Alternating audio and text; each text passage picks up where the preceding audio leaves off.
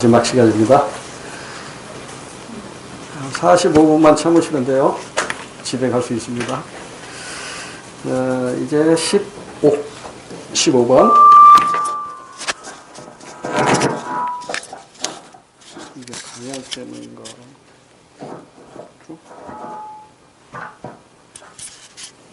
자, 15번 볼게요.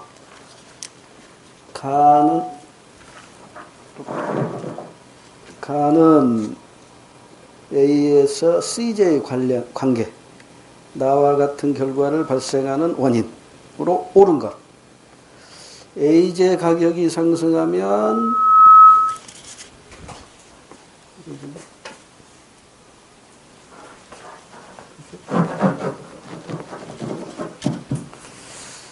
이제 갑은 다시 볼게요.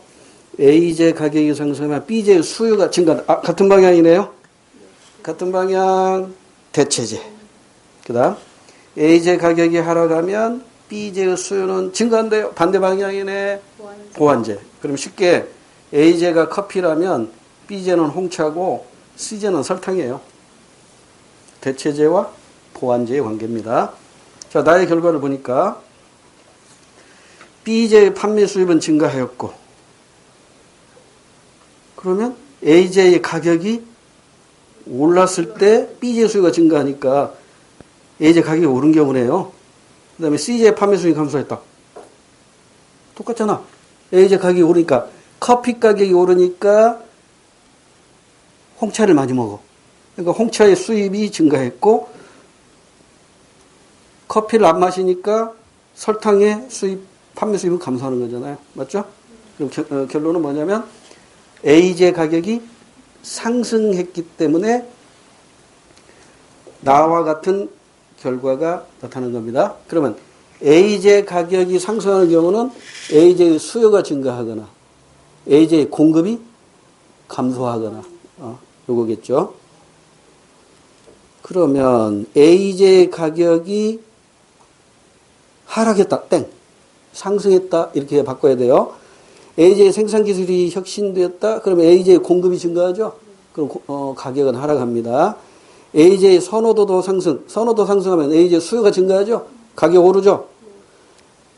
4번. A제의 원자재 가격이 상승했대요. 공급 감소죠. 그럼 정답이 두 개네. 제가 워드를 빨리 치다가 지금 하나를 상승 둘 중에 하나를 하락으로 바꿔야 돼요. 선호도 하락. 뭘로 바꿀래요? 3번을 바꾸세요. A제의 선호도 하락 이렇게 바꾸세요. 이렇게 해서 4번으로 정답을 하면 됩니다. 이해됐죠? 가격이 오르면 대체제의 수요는 줄어들고 보완제의 수요는 다시 가격이 오르면 A제와의 가격이 오르면 B제 즉 대체제의 수요는 증가하고 보완제의 수요는 감소하잖아요.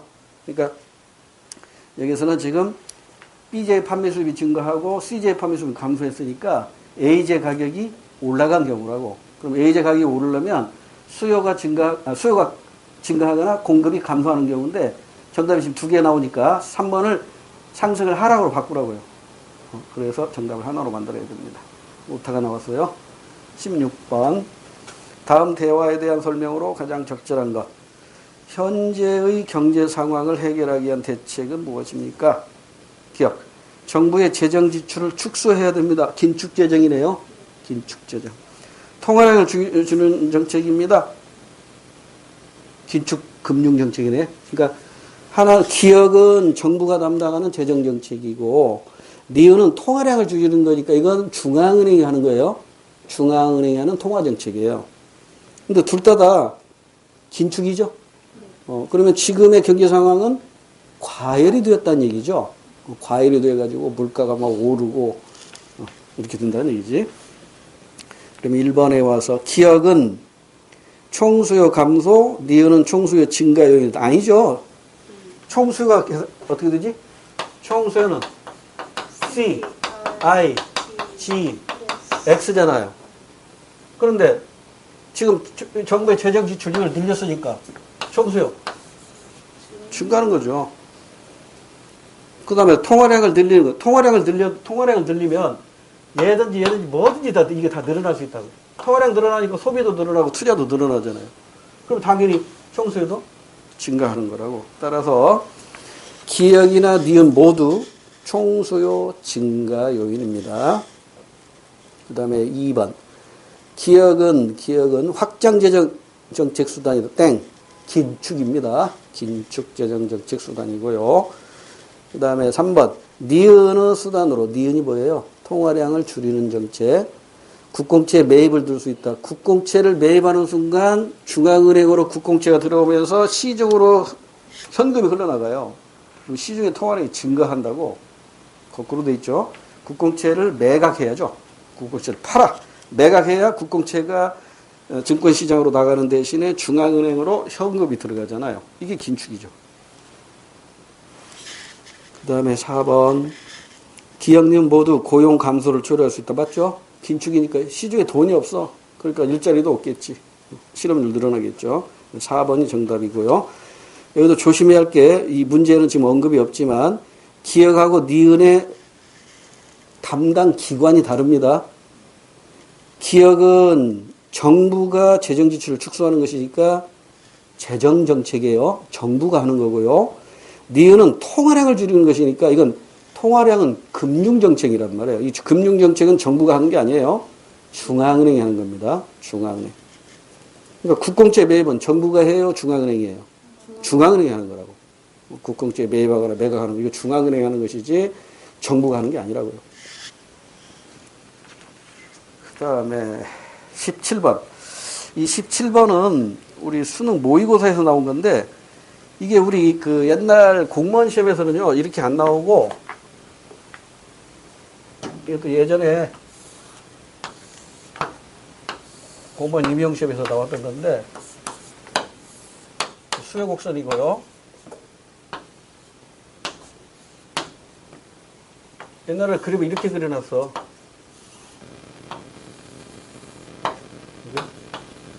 판매, 수익. 예전에 이렇게 출제했는데 이제 이걸 이렇게만 바꾼 거죠.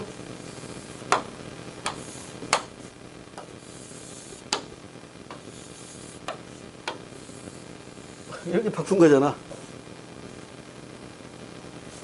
쭉 그대로고. 이렇게 그린 거나 이렇게 그린 거나 똑같아요. 그 다음에 여기는 Q고 여기는 판매, 수입이고. 그러니까 어떻게 하더라도 이렇게 출제되건 이렇게 출제되건 이게 뭐냐면 전에 제가 이런 얘기 했었죠.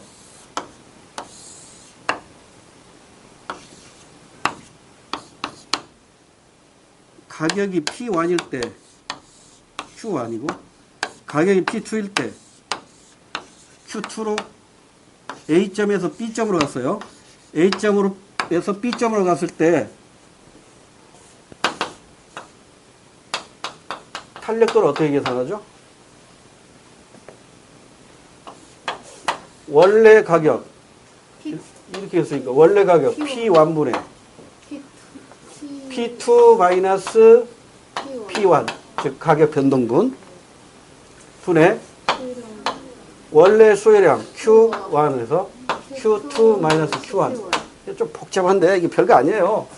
2점에서 2점으로 올라갔을 때 탄력도가 이렇게 계산이 된다면 만약에 B점에서 A점으로 계산이 간다면 역시 2점에서 2점으로 갔으니까 원래 가격과 원래 수량이 얘로 이제 바뀌어질 뿐이죠.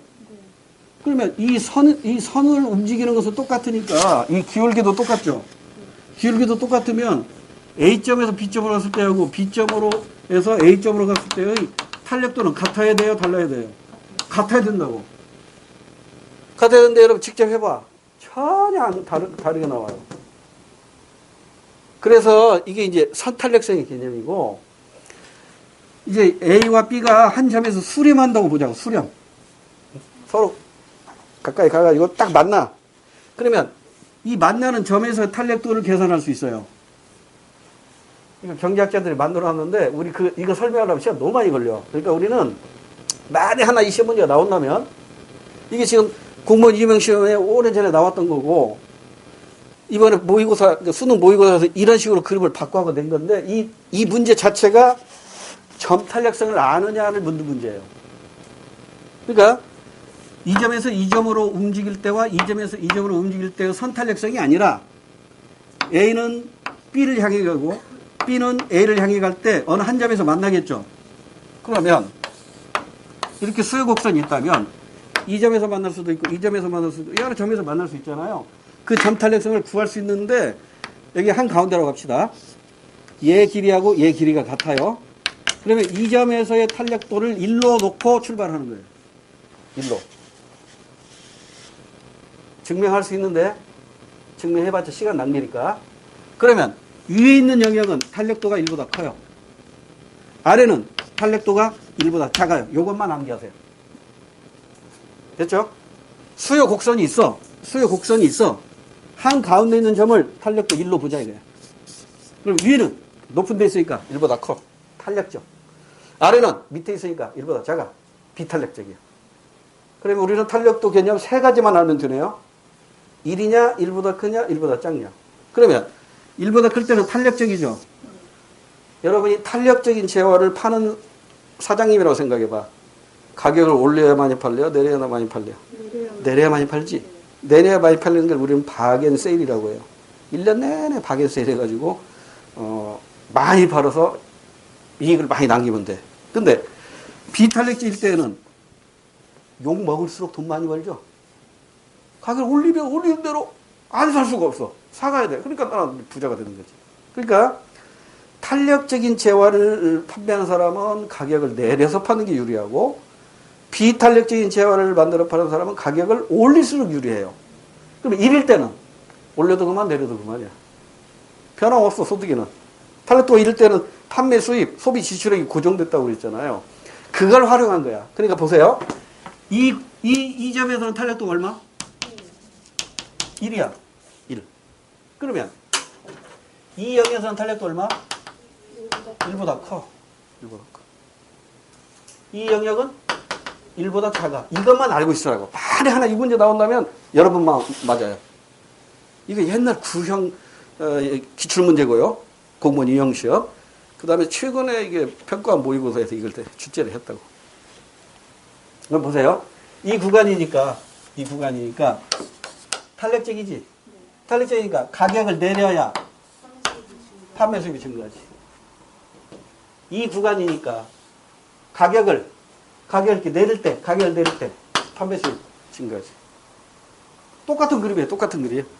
그거만 알고 있으면 돼. 자, 그러면 여기 비탄력이니까 가격을 올릴수록 판매 수입이 증가하는 거죠. 그래서 판매 수입이 극대일 때가 언제다? 탄력도가 1일 때 판매 수입이 극대네.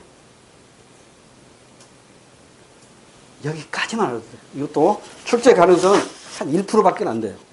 근데 만에 하나 1% 이게 딱 나왔다면 여러분 맞아야 돼요. 무슨 얘기 알겠죠? 출제 가능성 1%지만 그 1%라도 있으니까 우리는 공부해야 된다고. 우리가 만약에 절대평가라면 저 이거 설명 안 합니다. 상대평가잖아요.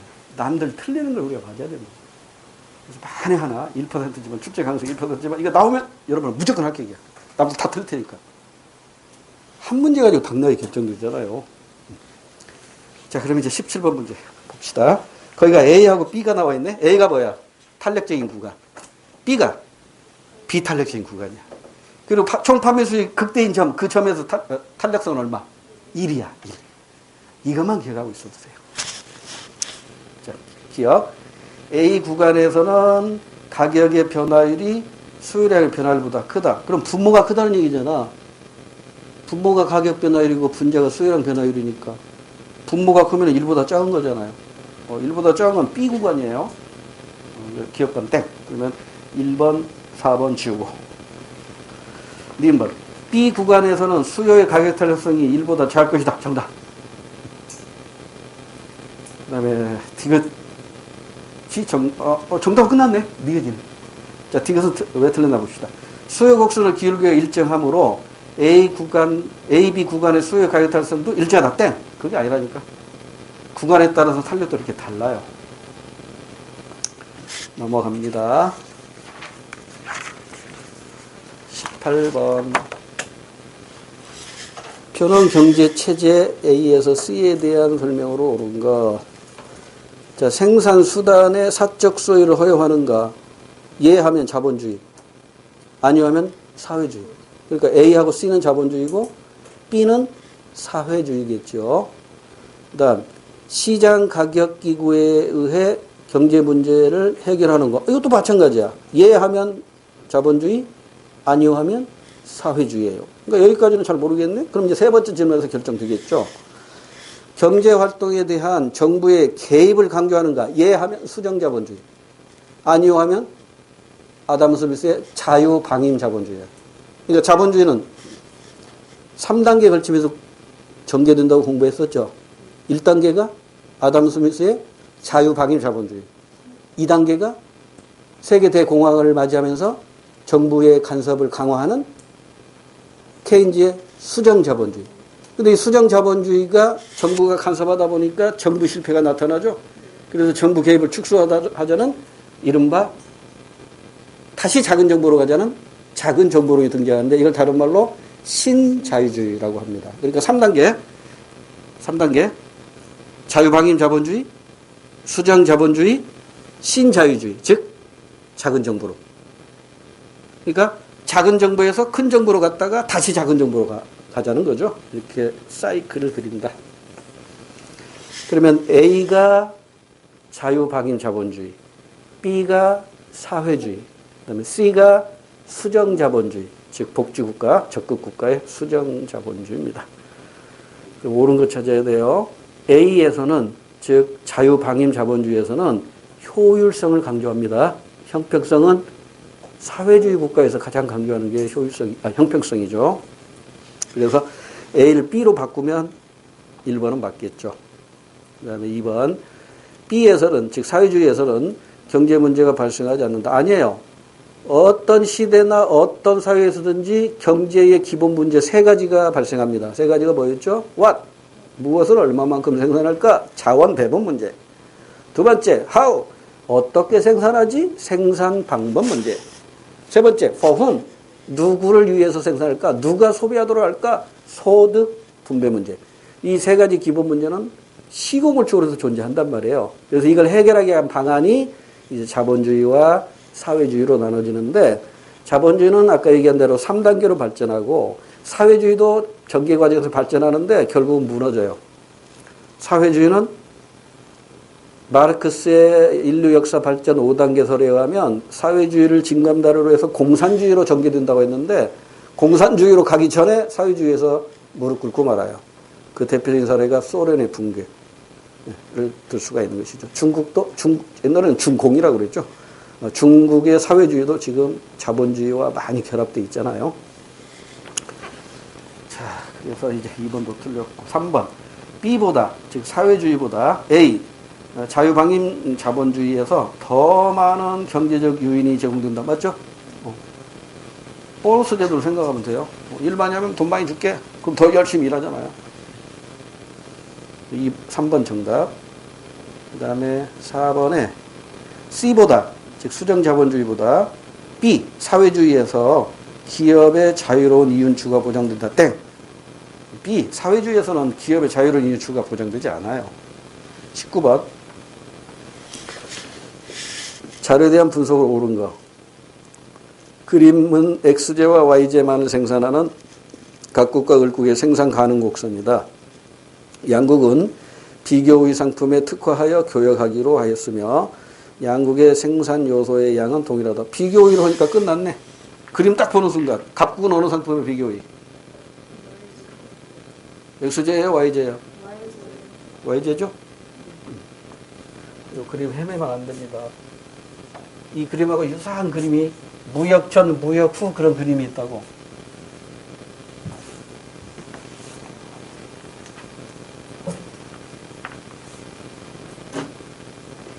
여기 A국이 있고 X제하고 Y제가 있고 무역 전, 무역 후에 생산 가능 곡선이에요. A군 어느 제와의 비교의가 있나요? Y제에서 만나죠? Y제의 비교의가 있나요? 그런데 이 그림은 어느 한 나라를 기준으로 했을 때 무역 전하고 무역 후를 그림으로 그린 게 아니고 XJ와 YJ 생산 가능 곡선인데 이게 갑국과 을국으로 나와 있다고. 이렇게 나와 있고 이렇게 나와 있어. 이게 갑국이고 이게 을국이야. 그러니까 생산 가능 곡선이 어느 나라가 원점에서 먼 거야? 갑국이 원점에서 멀어. 그런데 XJ보다는 YJ 쪽에서 더 많이 생산성이 높죠. 그러니까 갑국은 YJ에 비교가 되는 거야. 이게 만약에 A국에 무역 전 무역 후라면 XJ겠지. 이게 무역 전 무역 후로 나왔다면. 근데 지금 이게 무역 전 무역 후가 아니잖아요. 그러니까 원점에서 멀어질수록 이제 절대 우위가 있는 건데 이게 XJ는 절대 우위 비교 판단하기가 어렵잖아요. 그죠? YJ만 절대 우위와 비교 우위가 각국에 있는 거야. 그런데 재밌는 것은 여기에 이렇게 돼 있어. 그래가지고 A 안 써 있지. 그 다음에 A 하고 아니 여기다 여기지. 여기가 A하고 여기가 EA 이렇게 써 있다고. 그리고 여기도 안 써 있지. 네. 그래서 이 문제를 낸 사람은 그 고등학교 때 배우잖아요. 직각삼각형의 원리. 그걸 유치하지만 그걸 활용해서 문제 풀라는 거야. 직각삼각형. 그러니까 여기 있는 숫자를 알아야 이거 단위당 기울기를 알 수 있거든요. 이 기울기를 알려면 얘하고 얘 알아야 된다고. 근데 얘를 안 줘. 안 주고 이게 A고. 그림 이게 A가 좀 안 되잖아. 그림 잘못 그렸네.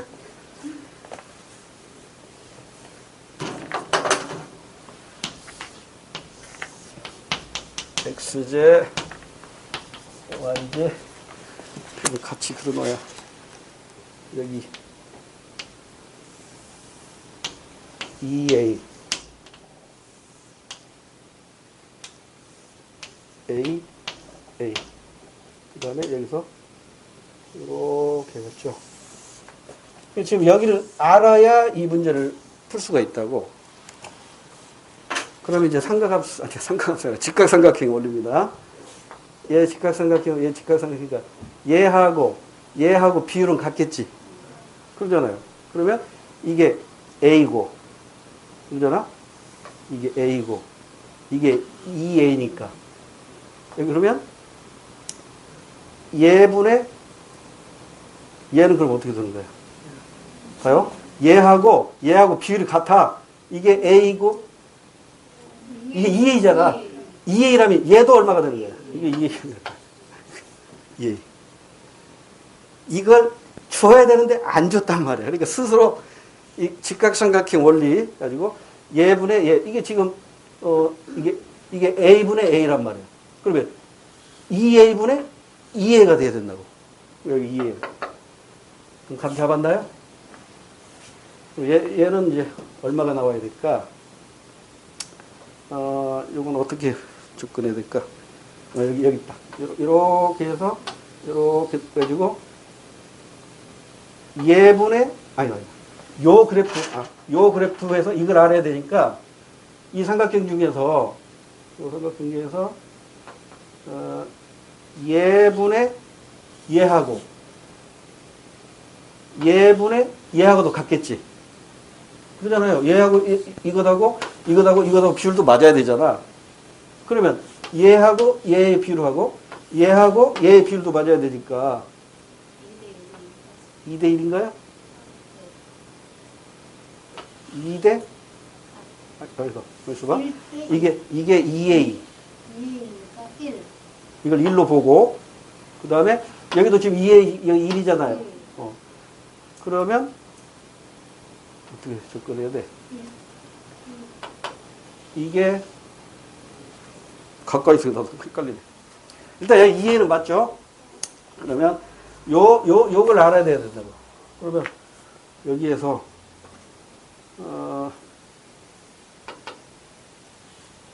이 기울기는 여기 지금 나왔단 말이야.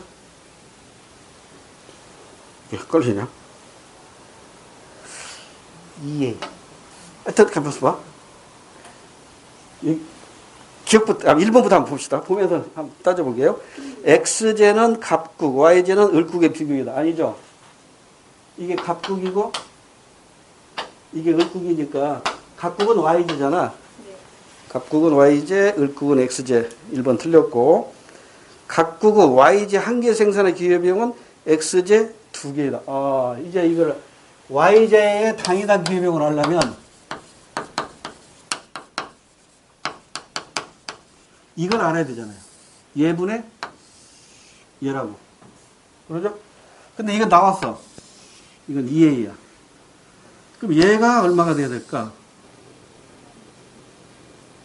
보세요. 이거 어떻게 되나? 얘분의 얘하고. 근데 얘가 지금 A란 말이야. A분의 이것하고. 그 다음에 얘분의 요거. 비율이 같아야 되니까, 이게, 집중이 확 떨어지네. 내가 이거 풀었던 문제는 왜 이러지? 상수인데. 그러면 이제 시험장에 이렇게 딱 닥쳤다고 합시다. 모르겠어. 그럼 스킵해. 일단 2번 스킵했어요. 3번 봐봐. X제 한 개 생산의 기회비용은 갑국이 을국이 들어. 이것도 알아, 역시. X제니까 얘분의 얘하고 얘분의 얘를 알아야 된다고. 그러죠? 그래서 상가함수. 나보다 상가함수 잘하는 분 한번 설명 좀 해봐요.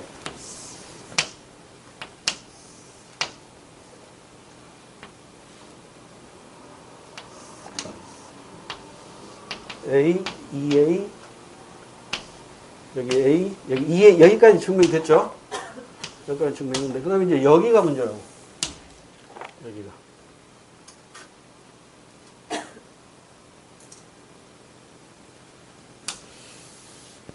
요거 때? 요거까지는 해결이 안 되잖아. 시간 낭비하지 봅시다. 시간 낭비일 것 같아서 스킵하고 20번 문제 풀고 나서 정리할게요. 그림은 물가 상승률과 실업률의 일반적인 관계. 이거 필립스 커브죠? 필립스 곡선. 이에 대한 적절한 설명을 보기 위해서 고르래요. 스태그플레이션 상황을 설명하기에 용이하다. 맞나요? 우리가 공부했었잖아. 스태그플레이션은 두 마리 토끼를 다 놓친 거라고 그랬잖아요. 그러니까 필립스가 살았을 때는 이 스태그플레이션이 없었을 때거든. 여기가 물가 상승률이고 여기가 실업률이에요. 지금 그림상으로는 이렇게만 나왔죠. 그리고 여기가 A고 여기가 B 이렇게 나와 있는데 이 그림을 제대로 그리려면 이렇게 그려야 되나요? 이렇게 그려야 되나요? A 쪽이 이쪽으로 통과해야 되나요? B 쪽이 이쪽으로 통과해야 되나요? 물가 상승률은 변화율이라고 그랬죠. 그러니까 양의 값도 있고 음의 값도 있어야 되죠. 근데 실업률은 비율이라고 그랬죠. 그러니까 실업률은 플러스만 있고 마이너스는 존재하지 않는다고 그랬잖아요. 그러니까 이렇게 그려야 돼요. 이렇게 그려놓고 이렇게 그려야 돼요. 이걸 우리는 필립스라는 사람이 주장했다 해서 필립스 곡선입니다. 그러니까 A는 실업률을 낮추기 위해서 물가를 포기하는 거죠. 그러니까 A는 성장 중심의 경제정책이라고. 성장 중심의 경제정책. B는 뭐예요? B는 물가를 잡기 위해서 실업을 그러니까 경제 성장을 포기하는 거죠. 경제 성장을 포기하는 거죠. 그러니까 B는 물가 안정이죠. 물가 안정. 안정 중심의 경제정책. 그러면 성장 중심의 경제정책이 뭐죠? 확장 정책이에요. 재정 확장과 금융 확장. 안정 중심의 경제 정책이 긴축 정책이에요. 그러니까 성장이라는 토끼를 잡으려면 확장정책이라는 무기를 쓰면 되고, 안정이라는 토끼를 잡으려면 긴축이라는 무기를 쓰면 된다고요. 그런데 스태그플레이션은 뭐냐면, 우리 이렇게 공부했었죠. 물가는 물가대로 오르면서 경기는 침체가 된 거라고. 그러니까 실업이 늘어나면서 물가가 오른 거라고. 그러니까 여기에서 그림으로 그리려면 이렇게 그래요. 물가는 물가대로 오르면서 실업들을 증가해요. 근데 두 마리 토끼를 다 놓친 거라고. 이게 스태그플레이션인데, 이 필립스 곡선 가지고는 이걸 설명할 수 있다, 없다? 설명할 수가 없지. 필립스 커브 가지고는 이 스태그플레이션을 설명할 수가 없어요. 그러니까, 어디 있어? 1번. 10번 문제 기억. 스태그플레이션 상황을 설명하기 용이하다. 땡. 스태그플레이션은 설명할 수가 없어요. 그 다음에 니은번.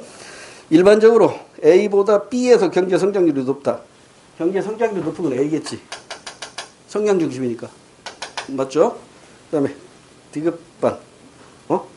A보다 B에서, B에서가 틀렸네. A에서 높아요. A에서 높아요.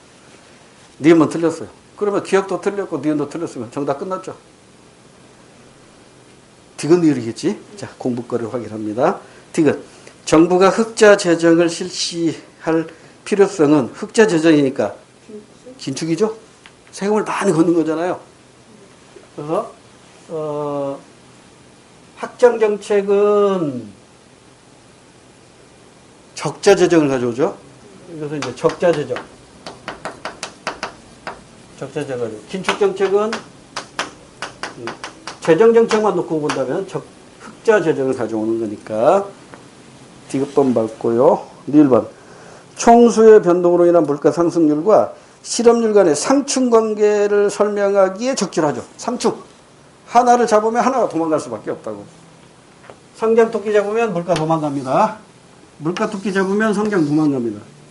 두 마리 토끼를 같이 못 잡는다는 게 필립스 곡선이 설명하는 거예요. 근데 두 마리 모두 다 도망가기보다 그게 스태그플레이션이에요.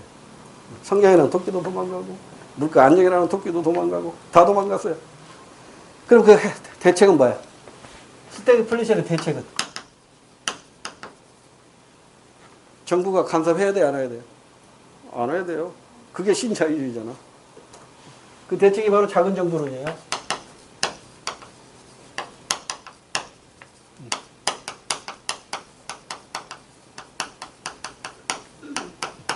신자유주의, 작은 정부.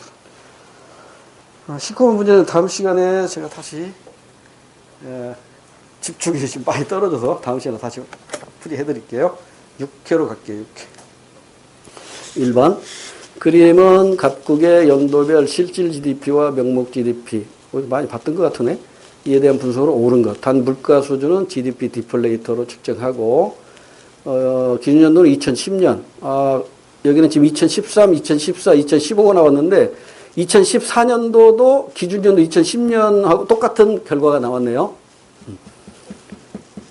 물가지수가 100이에요. 물가지수 100. GDP 디플레이터가 100입니다. 자, 지금 실질 GDP, 명목 GDP를 보니까 명목 GDP가 계속 아래로 내려가고 있죠. 물가가 오르고 있다, 내리고 있다. 물가가 하락하고 있다는 걸 알 수가 있어요. 그리고 실질 GDP는 좀 위로 올라가고 있으니까 역시 물가가 하락하고 있다는 걸 알 수가 있습니다. 그러면 생산량은 명목 GDP까지 따져요? 실질 GDP까지 따져요? 실질 GDP로 따집니다. 그럼 생산량은 2015년이 가장 많겠지. 2015년이 실질 GDP가 가장 많아요. 1번 틀렸고요. 2014년의 경제성장률은 실질 GDP 증가율이죠. 그럼 2014년의 경제성장률은 플러스잖아요. 지금 플러스 영역이 나와 있잖아요. 그러니까 2013년하고 비교해봐요. 2014년의 경제성장률은 음액값이 아니라 경제성장률은 0이네. 0. 똑같잖아. 100분의 100분의 100 마이너스 100이잖아. 그러니까 2번은 음이 아니라 영의 값입니다. 3번. 2014년의 물가 수준은 기준연도 물가 수준보다 높다가 아니라 같다. 왜냐하면 기준연도는 항상 GDP 디플레이터 100이잖아요. 근데 2014년도 100이니까 같은 거지. 그 다음에 4번. 2014년의 물가 수준은 2013년보다 낮나요? 계산해보면 되지. 2014년은 그러네. 지금 명목 GDP만 보면 확인되잖아요. 명목 GDP가 지금 아래로 내려가고 있으니까 명목 GDP는 항상 물가랑 같이 움직인다고 그랬어요. 4번 정답. 그다음에 2번 문제. 표는 인플레이션의 두 유형 가나를 정리한 겁니다. 이에 대한 옳은 설명을 보기에서 그래요. 자, 가는 총수요 변동으로 물가가 오르고 있고 나는 총공급 변동으로 물가가 오르고 있으니까 가번은 뭐가 돼요? 수요 견인 인플레이션. 나는 비용 인상 인플레이션. 그래프 기억나세요?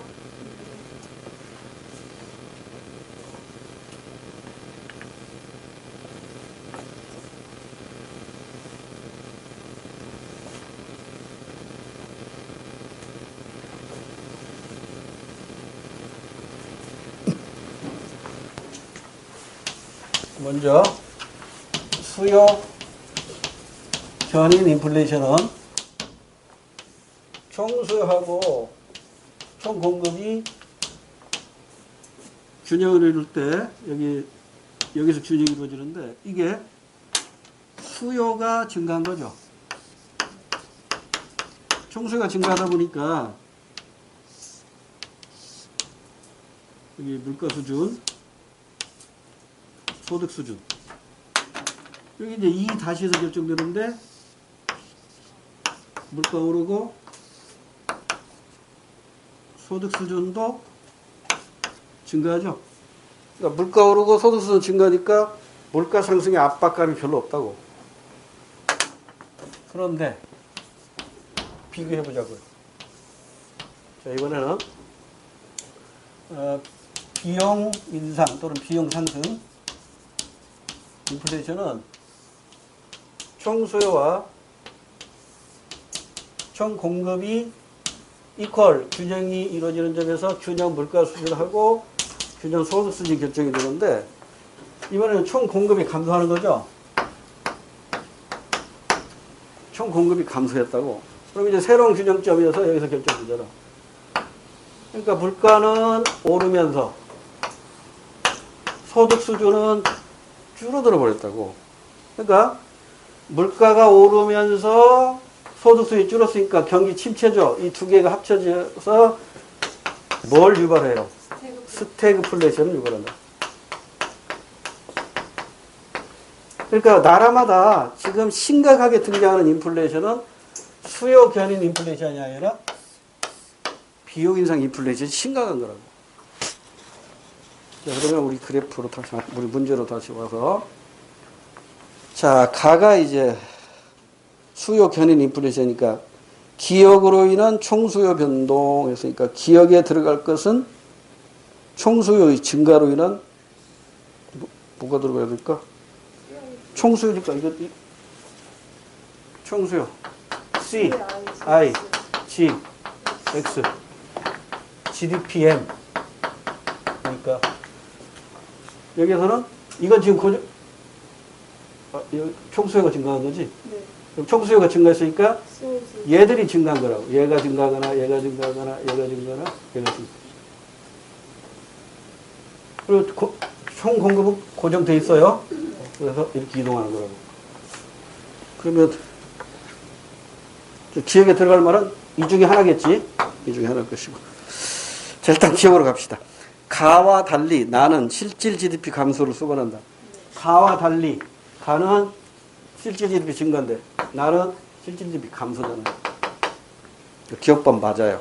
기억법 맞고 니은번 기억에 투자 지출 증가가 들어갈 수 있다. 기억에 투자 지출 증가? 투자 지출 증가 맞네. 들어갈 수 있고요. 니은번도 맞아요. 정답은 끝났어. 정답은 끝났고 그다음에 디귿번. 니은에 국제 곡물가 하락이 들어갈 수 있다.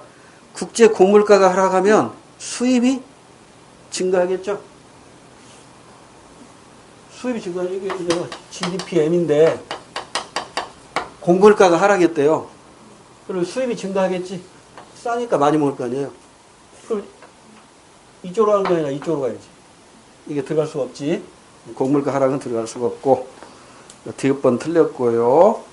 기준금리 인상은 디귿이 아닌 니을에 해당한다. 기준금리 인상이라는 건 얘들을 억제하자는 거잖아. 소비 지출이나 투자를 억제하기 위한 거잖아요. 이것은 총수요를 억제하기 위한 것이지 총 공급을 증가시키는 건 아니라고. 따라서 니을번 땡. 디귿이 아닌 니을이 아니라 거꾸로 해야 돼. 니을이 아닌 디귿에 해당한다. 이렇게 해야 맞아요. 넘어갈게요. 3번. 시간이 애매해서 오늘 3번까지만 할게요. 3번까지 하고 6, 7, 8회까지 풀어오세요. 다음 시간에. 8회까지. 19번은 다음 시간에 풀이해드릴게요. 약균이 떨어져가지고 집중력이 떨어져서. 또 3번 들어갈게요. 다음 자료에 대한 옳은 설명을 보기에서 고르래요. 그림은 납세자와 담세자의 일치 여부에 따라 담세자와 납세자가 일치하는 게 직접세, 일치하지 않는 게 간접세. 직접세는 소득을 기준으로 하고 간접세는 소비 지출을 기준으로 한다. 자, 그러면 그림에서 조세 징수의 용이성이 크대요. 세금 걷기가 쉬워. 왜? 내는 줄도 모르고 내니까. 간접세죠. 대표적인 게 부가가치세고. A는 조세 징수 용이성이 작아. 그러니까 세금 안 내려고 그래. 조세 저항이 커. 뭐가? 직접세. 왜? 소득에다 직접 세율을 못 받는데 그 세율이 누진적이거든. 그래서 직접세는 누진세율이 적용되고요. 간접세에다가는 비례세율이 적용되니까.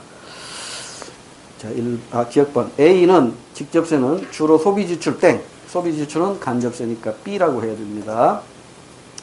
그 다음에 니은의 B는, 즉 간접세는 납세자와 담세자가 일치하지 않는다. 맞아요. 그래서 조세의 전가가 나타나겠죠? 조세의 전가가 나타나요. 직접세는 조세의 전가가 없지만 간접세는 조세의 전가가 있다고. 그러니까 만약에 직접세와 간접세를 구분하는 기준이 뭐냐 이렇게 시험문제 나왔다면 정답은 조세 전가의 여부라고. 직접세는 조세 전가가 없는 거고 간접세는 조세 전가가 있는 거고. 이게 가장 큰 근본적인 차이고, 또 적용 세율이 다르죠. 직접세는 소득을 기준으로 하다 보니까 누진세율이 적용되고, 간접세는 소비 지출액을 기준으로 하다 보니까 이게 부자인지 가난한지 알 수가 없잖아요. 그러니까 획일적인 비례세율을 적용하는 거예요. 자, 디귿번. B와 달리 A는, 즉 직접세는 물가 상승을 유발할 수 있다. 땡. 물가 상승의 주범은 간접세입니다. 왜? 소비 단계마다 10%씩 부가가치가 부과되잖아요. 그래서 우리나라 물가 상승의 주범은 부가가치세예요. 간접세라고, 간접세. 그래서 디귿번 틀렸고, 니을번. 가에는 소득 재분배효과가 들어갈 수 있다. 당연하죠. 직접세가 누진세율이 적용되니까 소득 재분배효과가 크죠. 오늘 여기까지 할게요. 수고하셨습니다. 감사합니다. 네.